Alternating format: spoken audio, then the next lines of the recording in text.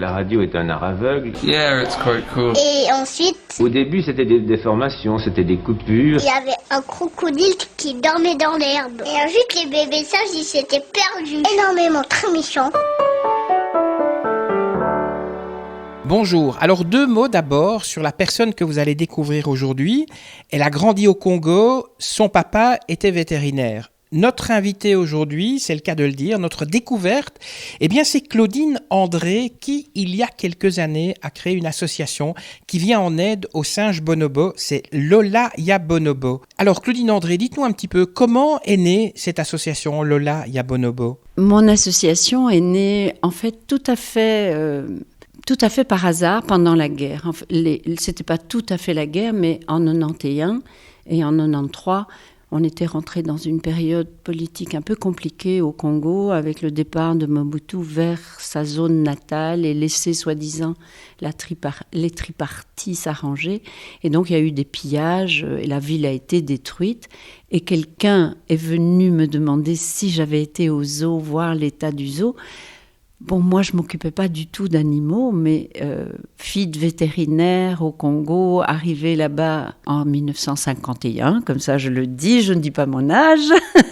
Et j'ai poussé la porte du zoo et ma vie a changé parce que non seulement j'ai trouvé 200 animaux dans un état terrible, mais j'ai aussi trouvé 32 hommes qui attendaient Dieu sait quoi, mais qui étaient là parce qu'on leur payait le transport pour venir au travail. Et avec ça, ils avaient de quoi acheter un pain ou 2 pour leur famille, puisqu'il n'y avait plus de budget et rien. Donc j'ai fait ce pari de sauver le zoo. Et tout de suite, j'ai vu que l'attitude des enfants orphelins ou des enfants sorciers ou des enfants des divorces qui traînent en ville de Kinshasa, ils se réfugient au zoo.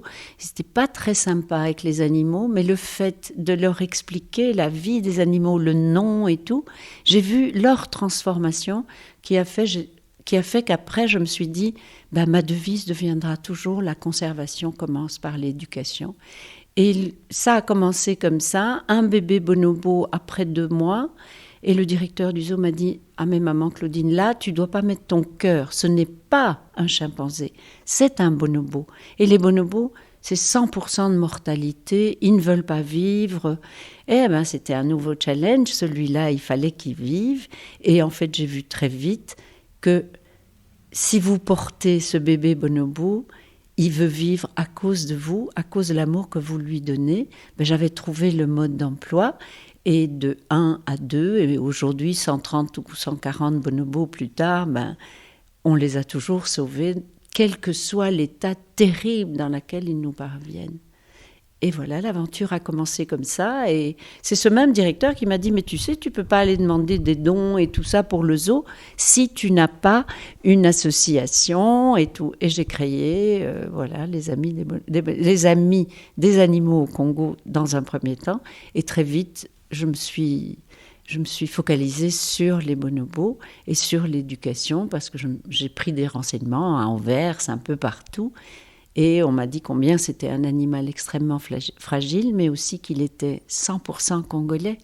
Et donc, et le dernier grand singe oublié. Et donc, tout ça a fait que, dans une période pourtant totalement troublée, j'ai commencé à impliquer les autorités congolaises, leur dire la loi existe, il faut que vous les saissiez officiellement et moi je veux bien m'en charger à votre place parce que dans le zoo il était un peu trop vétuste et un peu trop pas à la hauteur d'un animal qui est fragile pour sa santé, qui a peu d'immunité. Donc on a commencé à les mettre à la maison, dans une petite clinique vétérinaire qui avait été pillée. Et une longue aventure commençait jusqu'aujourd'hui où on les remet dans des grands espaces de forêt à l'équateur, leur région d'origine. Lola Ya Bonobo, ça veut dire quoi ? Eh bien, Lola, en lingala, ça veut dire le paradis. Donc, Lola Ya Bonobo, tout simplement le paradis des bonobos. Et quel est le but de cette association ? Le but de cette association, c'est d'abord faire connaître le bonobo. Évidemment, le but premier, au départ, c'était la réhabilitation de ces jeunes orphelins, des derniers bonobos qui ont la chance de vivre encore libres, mais si les orphelins sont là, c'est qu'ils ont été tués par les braconniers. Et donc, le premier but a été de les réhabiliter, les faire survivre, et puis servir de support à ce programme éducatif que j'ai fait pour la jeunesse congolaise. Aujourd'hui, il nous permet de recevoir des dizaines et des dizaines de milliers d'enfants depuis notre création. Et le troisième but était de mieux connaître ce bonobo, parce que de guerre en guerre, de sécession en sécession, on allait peu les étudier en pleine forêt au Congo. Ils sont vraiment perdus dans la forêt. Leur biotope, c'est vraiment la cuvette centrale du Congo où il n'a pas toujours fait bon de se balader. Donc chez nous, on a des accords avec 5 universités de par le monde, Duke, St. Andrews, Max Planck, Kyoto et Harvard. Des étudiants viennent, étudient la cognition, l'éthologie, tout simplement, le comportement, les vocalises, des choses comme ça. Si vous regardez sur le website lolayabonobo.org, vous verrez qu'il y a 57 publications scientifiques sur les bonobos. Et le dernier but, qui est arrivé après 2005, c'était la réintroduction en milieu naturel de groupes bien organisés socialement et de les réintroduire dans leur forêt primaire d'origine. Est-ce qu'il y a une différence entre les chimpanzés et les bonobos, ou c'est la même espèce ? Non, c'est absolument pas la même espèce. Ce sont 2 pannes tous les deux, mais c'est vraiment 2 espèces génétiquement différentes. Ils se ressemblent, ils sont assez proches l'un de l'autre, et ils sont plus proches de nous que des gorilles, par exemple, génétiquement parlant. Mais le bonobo est plus longiligne, vous allez me pardonner de le préférer, mais il est très beau, plus longiligne, il a les jambes et les bras, enfin les pattes, on a toujours l'impression de devoir faire de l'anthropomorphisme quand on parle d'eux comme ça. Les membres inférieurs et les membres supérieurs ont quasiment la même longueur, ce qui n'est pas le cas pour le chimpanzé. Il a les membres inférieurs plus courts.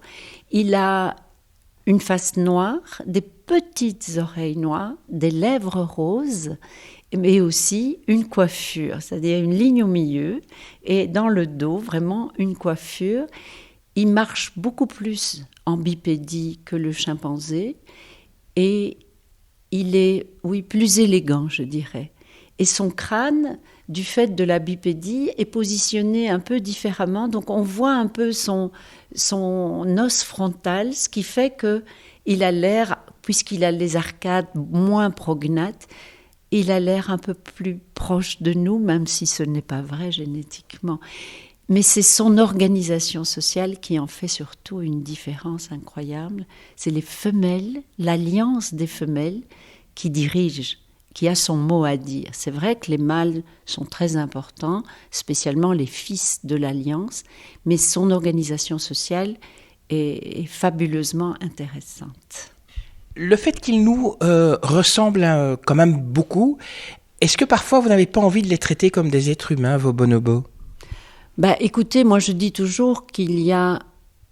C'est comme une forme d'autisme parfois. On a l'impression qu'ils nous comprennent, mais quand ils ne sont plus dans notre monde, ils ne nous comprennent pas.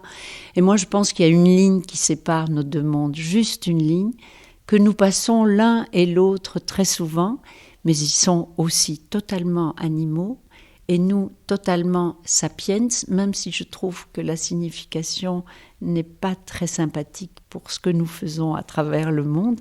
Mais nous sommes évidemment des êtres différents, des espèces totalement différentes. Mais c'est vrai qu'on peut faire facilement de l'anthropomorphisme parce qu'ils utilisent nos codes. Quand ils veulent partir en forêt, ils font un geste qui montre que le groupe suit après. Donc mais dans la forêt, ils font ça aussi, même de manière... les groupes sauvages font des gestes totalement anthropomorphiques et voilà, c'est une façon de les voir. On sait que ce sont des animaux, mais ils peuvent rire, ils peuvent sourire. Je crois que le propre de l'homme, c'est pas seulement son langage, mais le fait de se raconter des histoires. Et eux, se racontent-ils des histoires ? Je ne sais pas encore. Alors, le bonobo, c'est uniquement un animal sauvage. On ne pourrait pas en avoir, par exemple, comme animaux familiers, comme on a des chats ou des chiens ?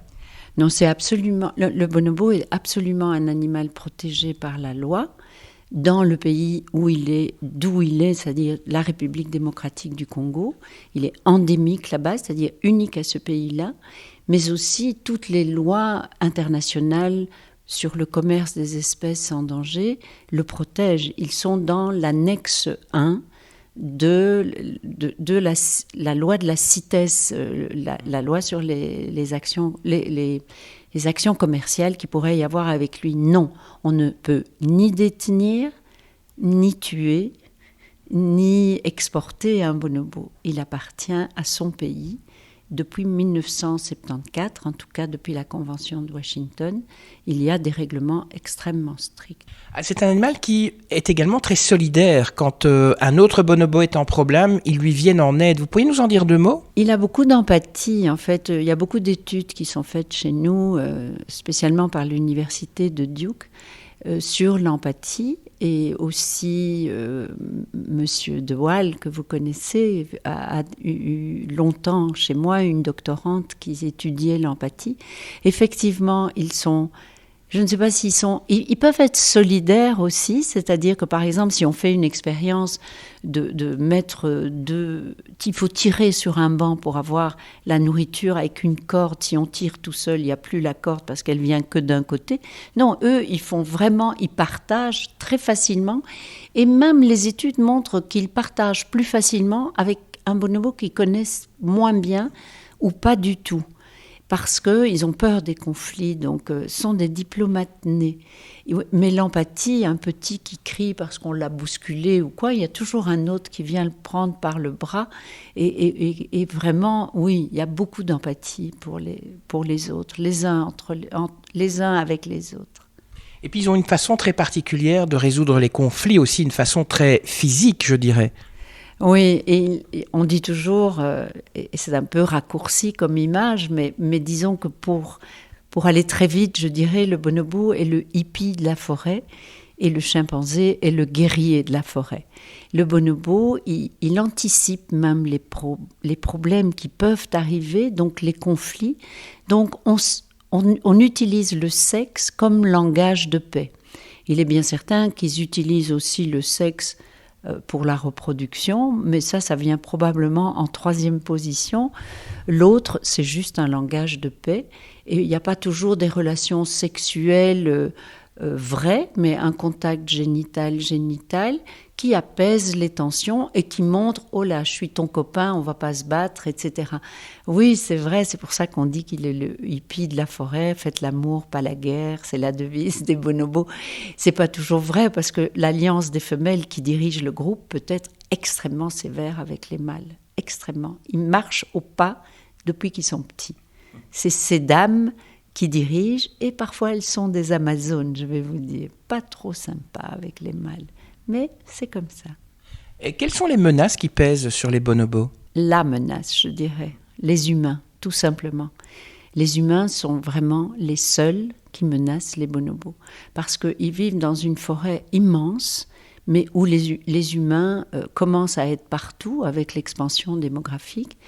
Et il y a surtout la chasse, mais la chasse par des braconniers, c'est-à-dire des bandes de jeunes hommes qui arrivent, s'installent dans une portion de forêt avec des armes de guerre, bien souvent, installent aussi des pièges, etc., et ne partent que quand ils ont vidé la zone. S'il y a un bonobo dedans, il est pris soit dans un piège ou tiré, et il boucane la viande, donc il la fume pour la conservation, puisqu'il fait très chaud là-bas, et il n'est pas question d'avoir des frigos pour... Donc c'est une grande demande de viande de brousse qui vient de la ville, et c'est la ville, en fait, qui envoie les cartouches dans la forêt. C'est pour ça que nous faisons un grand programme d'éducation dans les grands centres urbains. Aussi, là où on relâche nos bonobos, autour de Ekolo Yabonobo, qui veut dire le terroir des bonobos, comme vous parlez d'un fromage à Liège ou à Herve, vraiment le terroir des bonobos. Et là, on a aussi un programme d'éducation.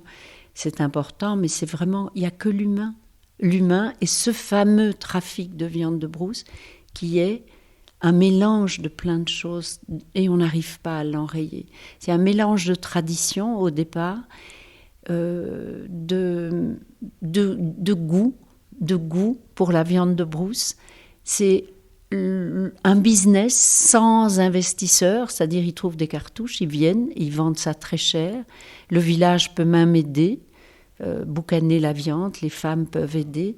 Et voilà, c'est un mélange de tout, l'expansion démographique, la déforestation autour des villes de plus en plus, pour faire des plantations pour les villageois. Donc, et on n'arrive pas. On a beau dépenser des millions de dollars, il n'y a aucune solution contre le trafic de viande de brousse. Je ne sais pas très bien, je ne perds jamais espoir parce que je pense que l'humain a cette façon, cette résilience de toujours rebondir et de trouver des solutions. Donc je reste extrêmement optimiste et fidèle à ce que je crois, c'est que la conservation commence par l'éducation. Il faut expliquer, il faut éduquer les enfants. Il faut que les filles aillent à l'école pour faire moins d'enfants, parce qu'une fille éduquée ne veut plus de 9 enfants à 25 ans. Non, enfin, à 29 ans, disons. Voilà, c'est tout un processus qui se cherche encore 50 ou 60 ans après les périodes d'indépendance et les troubles qu'il y a eu en Afrique centrale, spécialement en RDC. En dehors de l'éducation, vous avez d'autres actions sur le terrain ? L'éducation, c'est le principal, c'est-à-dire on fait venir des écoles, on a des budgets pour louer des bus pour qu'ils viennent jusqu'à Lola et à Bonobo, qui se trouvent quand même à 1h30 de route de la capitale.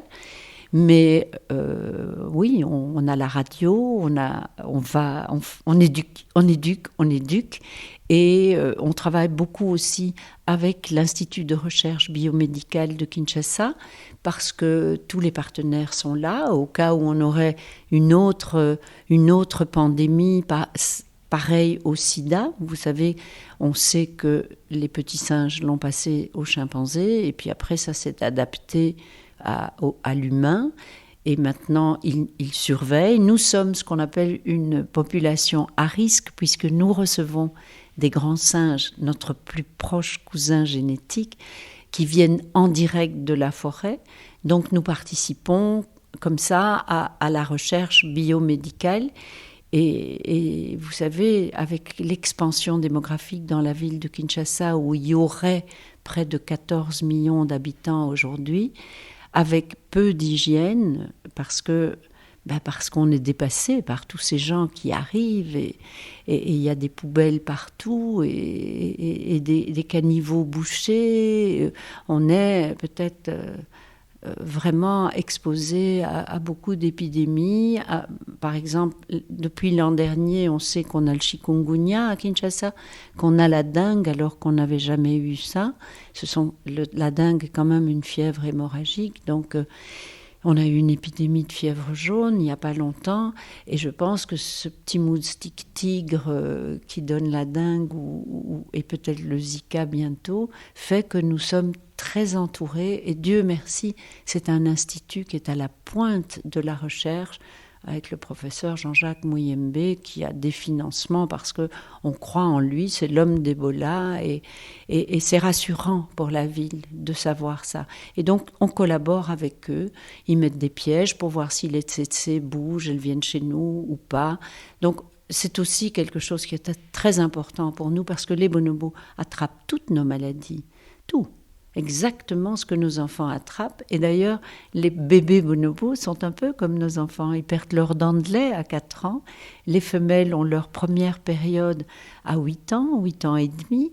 Elles ont leur période dans un cycle qui ressemble au cycle de l'humain. Elles ont le même moyen anticonceptionnel naturel que nous.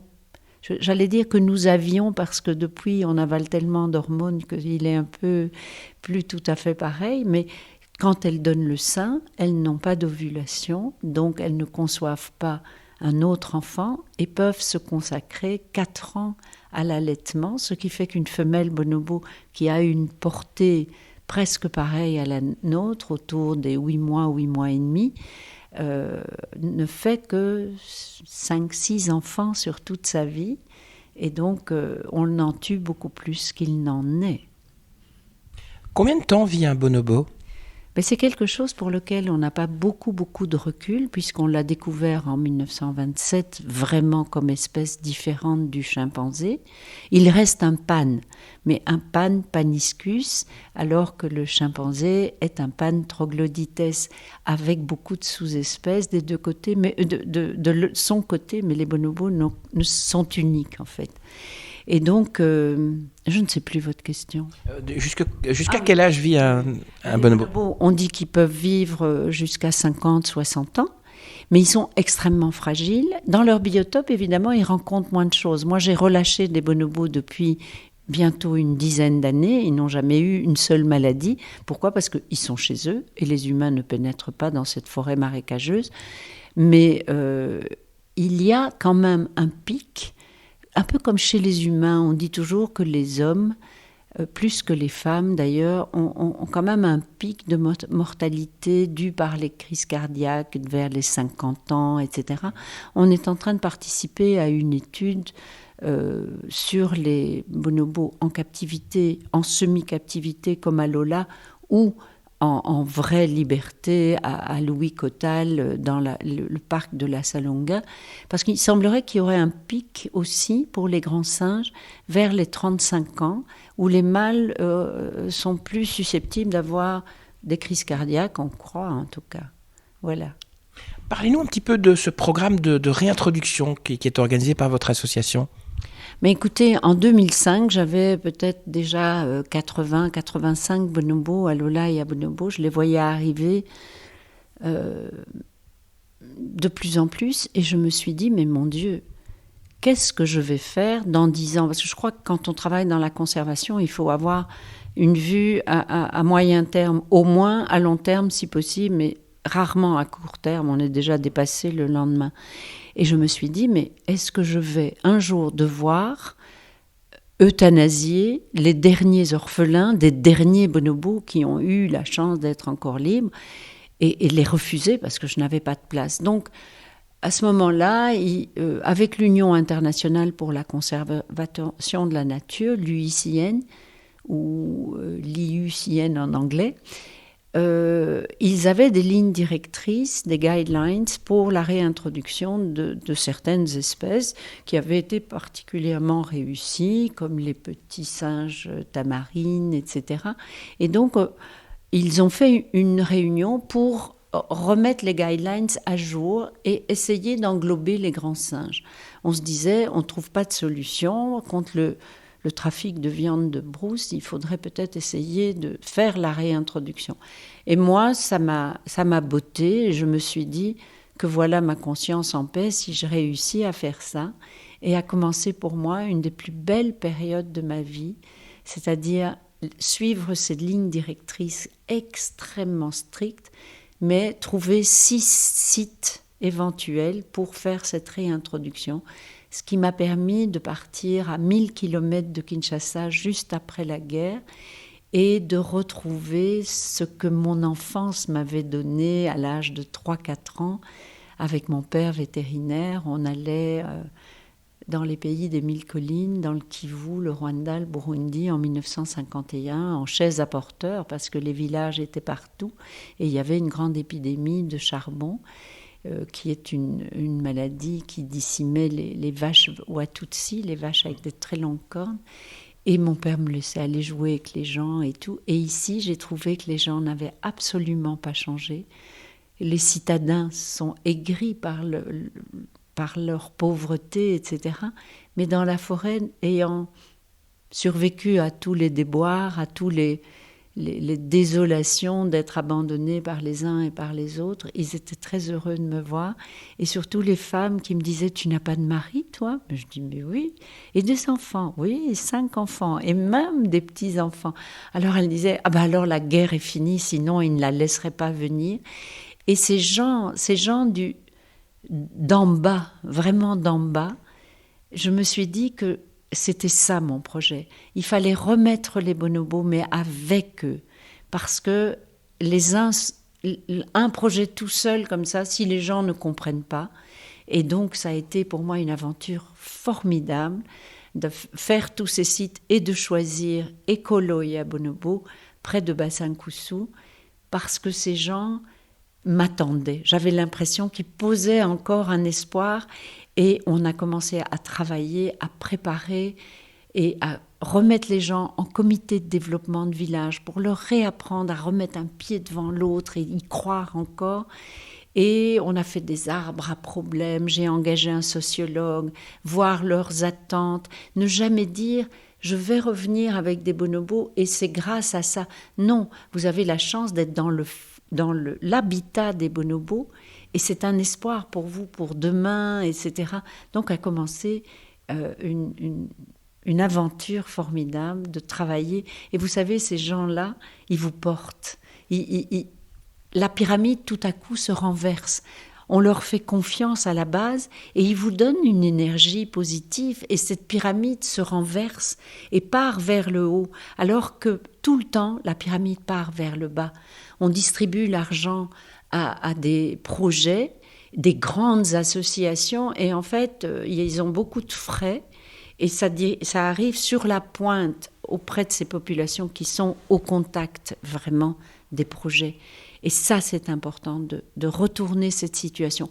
Je ne vais pas dire du tout que les grandes ONG ne sont pas nécessaires parce qu'elles ont le poids pour faire des grandes organisations, spécialement tous les mois dans des hôtels 5 étoiles qui rassemblent les mêmes personnes, mais elles font avancer les choses officiellement. On a tous un chemin à faire quand on est dans la conservation.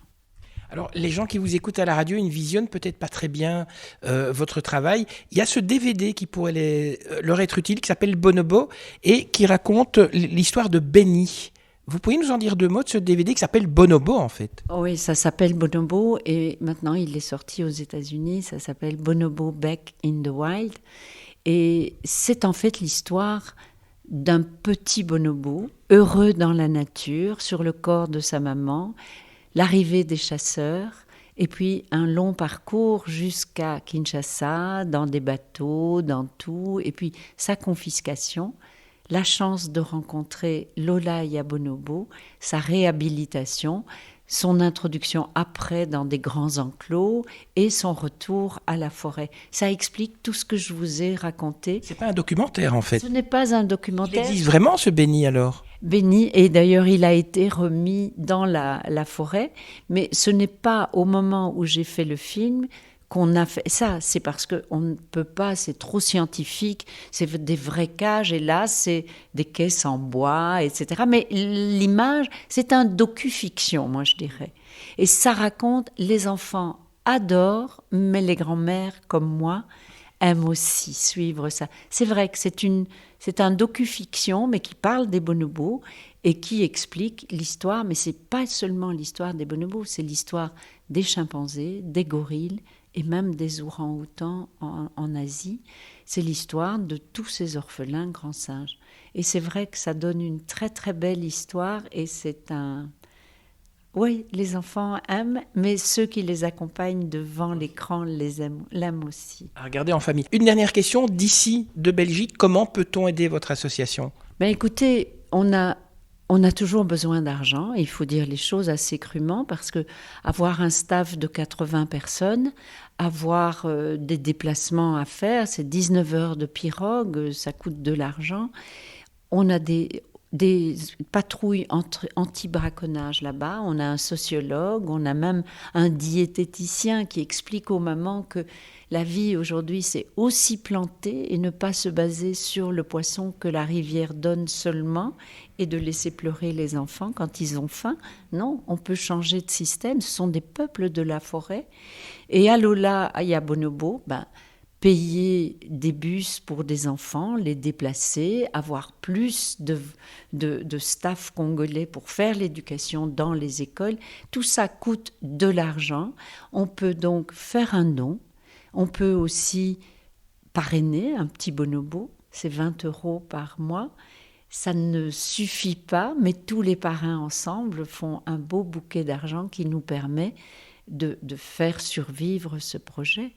Nous aider, c'est malheureusement, nous sommes loin, On ne peut pas faire des dons d'habits, des choses comme ça. Les visiteurs, on peut venir nous voir, malgré que le Congo a mauvaise réputation, mais les gens qui en reviennent ont des étoiles dans les yeux. C'est comme ça que la VBB a été créée, parce que les gens trouvaient ce projet extrêmement sympathique, avec un staff qui travaille avec son cœur, qui aime les bonobos, qui en parle comme s'ils étaient leurs enfants. Et oui, devenir membre de la BB et parrainer un bonobo ou faire un don pour nous aider à continuer, avant qu'il ne soit trop tard, à porter cette parole partout dans le biotope des bonobos et aussi à Kinshasa, dans les écoles, dans nos clubs de bonté pour les animaux. On n'arrête pas, vous savez, il se passe toujours quelque chose à Lola et à Bonobo. Ça y est, c'est fini.